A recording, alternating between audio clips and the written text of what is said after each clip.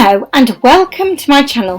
This is another video in the series which gives you some really simple explanations for those complicated spelling rules and alternative pronunciations of letters which children really need to learn. By the end of this video, you'll be clear on some really simple explanations which will help you to teach the OR family spectacularly well.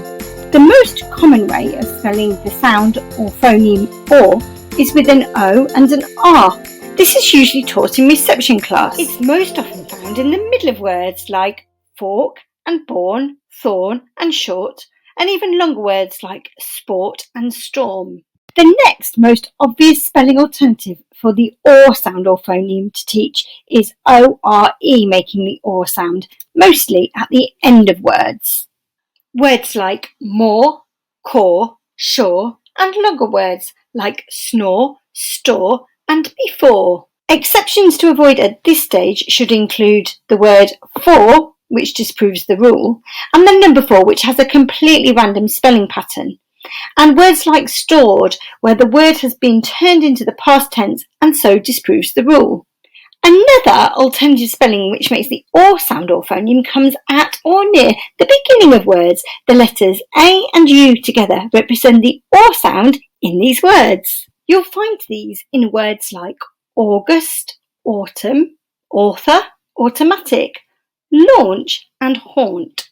The word pause is a good one to avoid here because the S and the E make a Z sound, which probably won't have been taught just yet.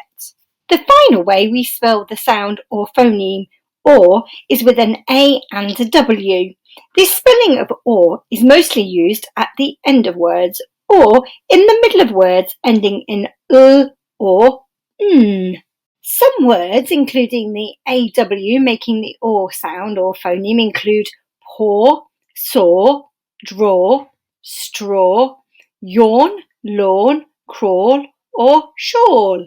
A good exception to avoid at this early stage is an AW making the OR sound at the beginning of awful, because this disproves the rule.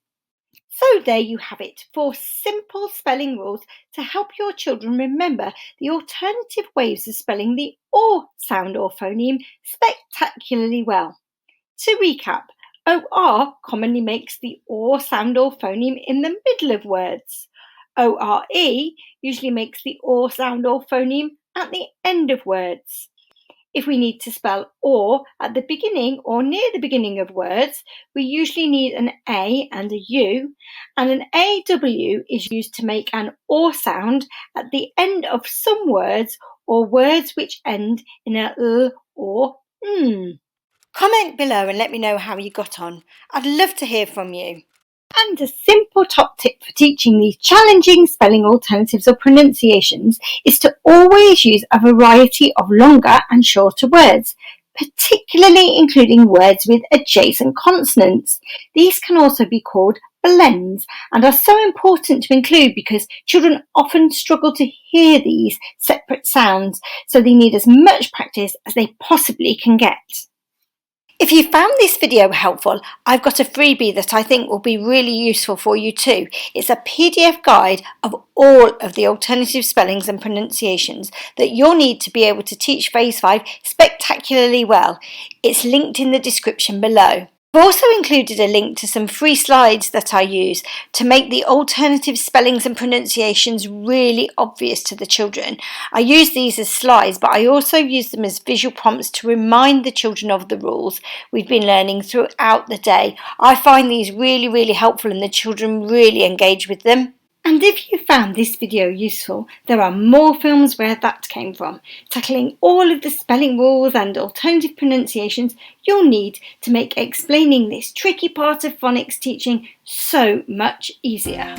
If this video has been useful, don't forget to give it a quick thumbs up and subscribe to my channel and click the bell to be notified for new phonics and early reading videos every single Thursday. And we'd love you to come and join our Letters and Sounds Facebook community, where we're a group of teachers and teaching assistants from all over the world sharing top tips and ideas for phonics every single day. See you soon!